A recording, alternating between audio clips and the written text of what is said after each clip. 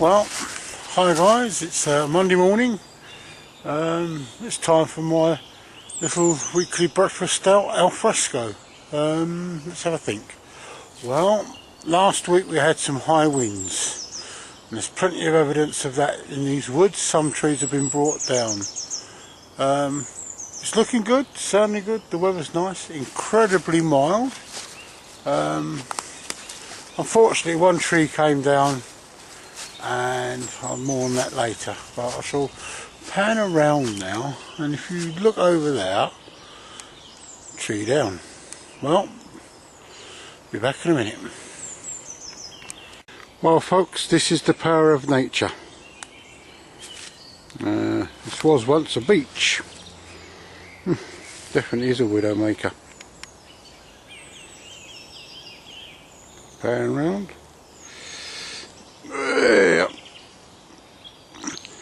Oh, while I'm about it, I'm here with Alfie the Wonder Hound. Oi mate, come on, Alfie!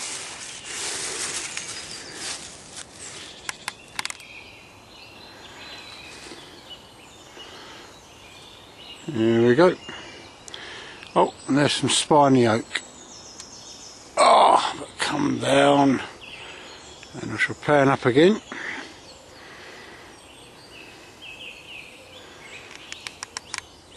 Well, this is the first of my monthly open fires. Well, yeah. So I promised myself at the beginning of the year that I would do at least one open fire a month to keep the practice in.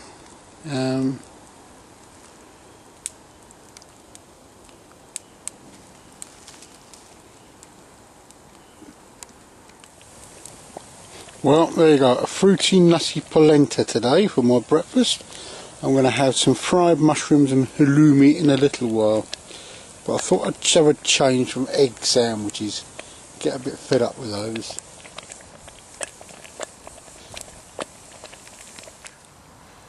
There it is. Yeah. I've got my brew.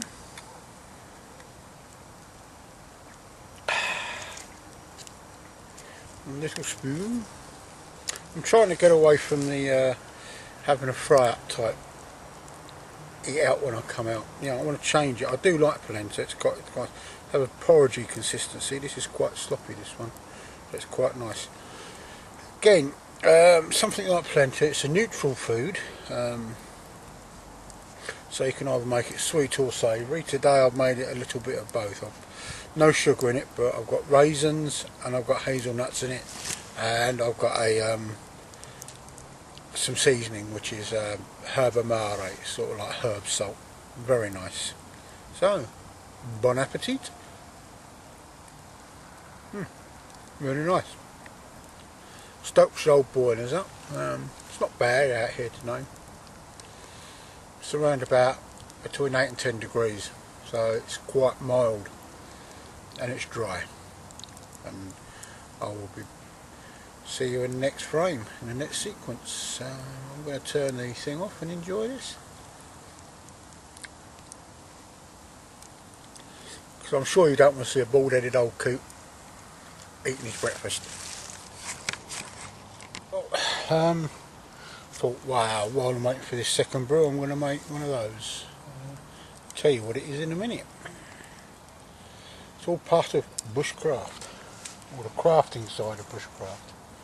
You need a piece of wood about a finger thick. This is about 3 inches long. Bit of sweet chestnut, and of course your faithful knife. Trim it up. Right. Basically, what you do with the top end is to bevel it off. So, and then about there, about 2/3 of the way up, and then you start to carve a screwdriver shape. First that side, and then so. Never carve between the legs. because if you're a man, you're liable to cut your hose pipe off, but also running down either side of the thigh and femoral arteries. If you cut into those, well, unless there's someone prepared to stand on your leg, it's curtains, mate, and that's it. There's no ifs, ands or buts. It's a real nasty one. For those that are in the UK, they've changed the CPR again, as you may have seen on the TV. You don't kiss them now. There's no kiss of life. It's straight CPR, and apparently you do it to the rhythm of Staying Alive by the Bee Gees. It's good. Advertised by the one Vinnie Jones. I don't have much interest in football, but I do know of it. I do know of the chap from some of his films, particularly in Lock, Stock and Two Smoking Barrels. Very good video. Something I advocate that most people should know at least. Well, anyway, I've whittled on enough, and I've whittled, and I've whittled, and I've whittled, and I've whittled.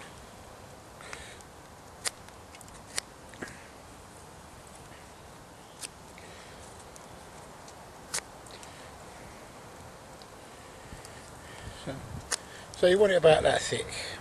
Then choke the blade, and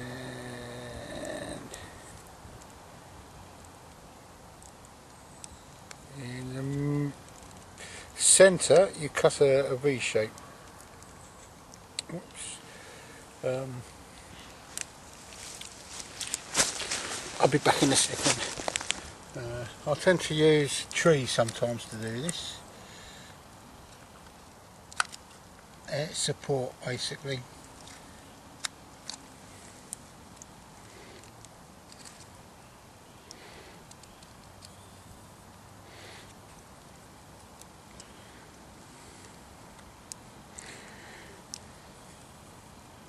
And you do the same to the other side. Right in the centre where the pith would be, if there was any pith. And you just cut a little V shape.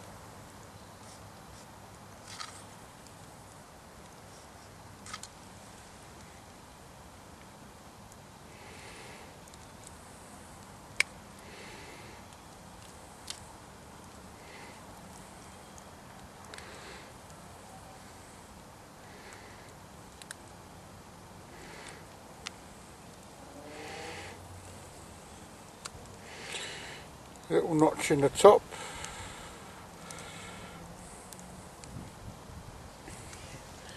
and then very controlled split it up to about there. You see it's there.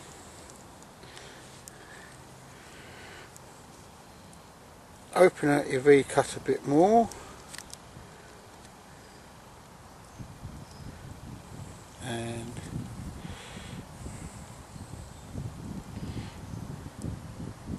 carve a couple of bevels on the end.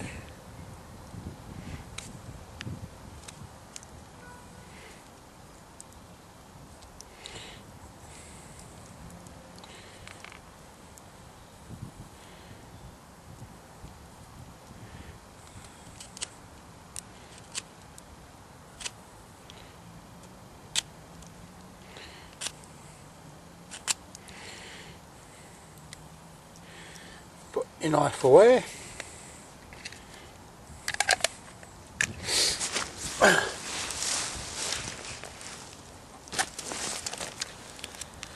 And there you have it.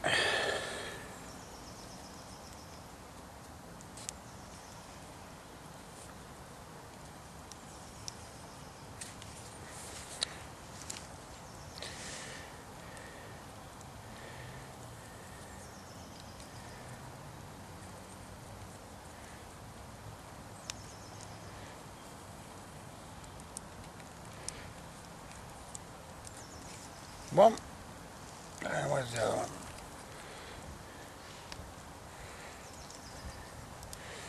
And there you go, a couple of clothes pegs. hang your washing up. Some of you may be thinking, well, what's the point?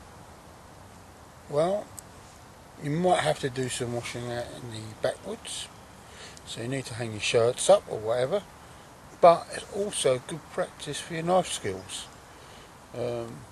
It's not rocket science. It's very easy to carve. It's just like making tent pegs. A couple of weeks time I'll show you how to do a coat hanger. Yeah. There you go. A couple of nice little pegs, and they'll come useful for other things. I mean, not just pinning out your washing. If you've got plastic tarp or whatever, sheet of plastic, good for folding over the cloth and just pinning together. But there you go. I think my water's boiling. I'm going to make a cup of tea and I'll be back in a minute with a few more thoughts. I know somewhat this is going to be preaching to most of you, it'll be preaching to the converted, but you know, so I've made those little pegs just now. To me, that's one of the essences of bushcraft. It's not going out buying loads of kit, you know, chuck a load of kit at it. I must admit today I did cheat on making a fire. I'd left my flint and steel at home and my fire flush, so I had to use my lighter. It's no matter, I've got the fire going. The most important thing really is to get your fire going. If you're a purist, if I was a purist, I'll go out and find myself some cordage, make a bow drill. And guys like Freddie and that use hand drills most of the time, but I come out to enjoy myself. I don't want to sweat too much. You know, I plan what I'm going to do, more or less. Sometimes I just wing it. Anyway, got some nice mint tea here. Oh, that's nice. Yeah, it's kit. Most people are really wound up with kit, and you know, it's why at the moment on a bushcraft group I'm on, there's a thread going about whether you take a tarp, tent or whatever. Keep it to the minimum, I reckon. You know, it's trying to be at one with nature. Raimi is, you know, like the tarp, because you wake up and you're looking straight out. I like a tarp, partly because if it starts to rain, as it does quite a bit in the UK, or has done in the past, has been pretty dry the last couple of years, you're well sheltered. But you got a bivvy bag. If it's a warm night, as it was when I camped out earlier in these woods last year, it was such a warm night I didn't even bother with the tarp. I just put the sleeping bag in and hammock. You could also use just a bivvy bag and sleeping bag.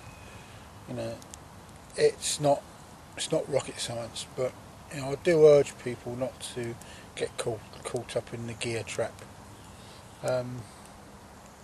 All you really need when you go out in the woods, even for a night, if it's planned right, is if you're not going to forage for food, you take your sapper meal out, you take your essentials out, meal, water and a billy cam, something to light a fire with, and away you're going. All you need is your knife and a saw maybe, and you can settle down for the night. That's providing the night's dry and it's not too mozzified. Put on burbling on.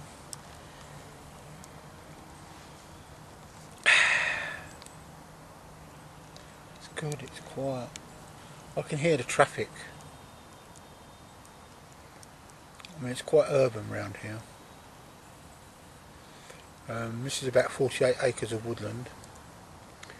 We had a bit of wind last week, as I mentioned earlier on, and it's taken a few trees out round here. Unfortunately, the road I go up to catch the bus back to my mother's when I have to go to work, that took a tree out and actually unfortunately killed a bloke. Also, it's taken a radio mast down on Crowhurst Hill, and at the moment here, if you're on O2, you're actually phoneless. So, anyway, I've digressed enough. So I've mentioned a bit about kit. and I'm trying to cut back on the kit. Constant review of the stuff you take out is very important. Also the size of your pack. I did mention on this thread, I put up a thing about belt packs. You know, we've all got a favourite type of rucksack. I prefer the Carrymore SF system now. It took me a long time to find it. I've got a couple of Berghaus packs tucked away somewhere. Great for just going for a day's fishing or a quick hike. You can chuck your water in there and other bits. I would say if you're going to buy a rucksack, don't just go into the shop, put one on and try it. It's no good. You're trying empty. Take the kit you're going to take out with you regularly. Look at the rucksacks. Load your kit into that rucksack. You might get a few weird looks off the staff and customers, but you put that rucksack on, you're feeling it fully loaded. It will feel differently fully loaded than it is unloaded. The way the straps cut into you, the way the whole thing feels snug to your back. It is well worth doing that. It's a good bit of advice. A few books, and if you are a bit bookish out there, you do like collecting books, there is one book, I mean there's a book I'm tracing down called How to Survive in the Bundu, which was written by a member of the Rhodesian police force, when it was Rhodesia, not Zimbabwe. The other one I got is a guy called Richard Graves. He was in the Australian Army. He advised the American troops during the Second World War on survival. He was a novelist and poet, but he wrote 10 little books, which are actually now one book called Bushcraft. This was published in 1972, so it precedes most of the other books that have come out, you know, by Ray, Moores or whatever. It's a very good book, and when you look at that book, you see where other people have actually borrowed from it, or even pinched from it. You know, different types of coracle or whatever. It's a good little book. Not many photographs, but I would recommend it. It's a good one to have in your library. It just covers the basics, and you won't go far wrong if you work through that book. It's, you know, so the weather's terribly mild at the moment. As you can see, this is January, and I've just got my nausea t-shirt, no hat on today. It's that mild. It's almost like early spring.